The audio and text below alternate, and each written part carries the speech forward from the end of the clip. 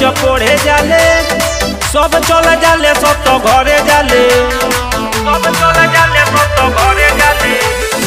cycle चलाई रोज पढ़े जाले सब चले जाले सब तो घरे जाले इ तो करे लुबहनल ढाल बिया यारे ढाल बिया जवन कोचिंग करावे मास्टरवा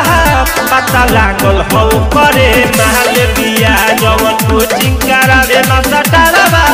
पता लागल हो करे माल बिया पता लागल हो करे माल बिया पता लागल हो करे माल बिया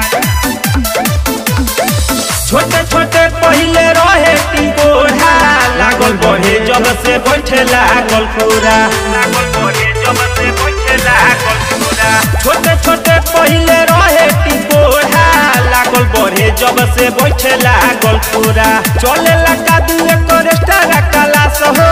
भइल बिया मसटर एक खास हो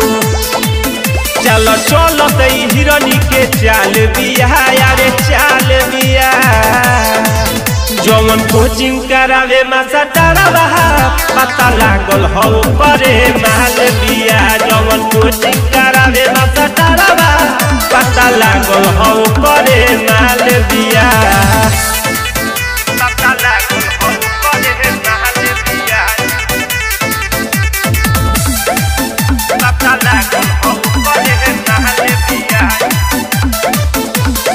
देखे में पहिले ही रहे सीधा साधा का जाने कोई से बदल गई दादा का जाने कोई से बदल गई दादा देखे में पहिले ही रहे सीधा साधा का जाने कोई से बदल गई दादा सुनी तो सोलो एक कोइला बारे खोज हो डूबी पानी तो पिया पिया रोज हो सिकंदर के जिंदगी के काल बिया यारे काल बिया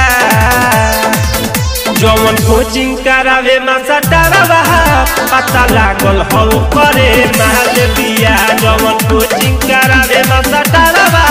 पता लागल हो करे माल बिया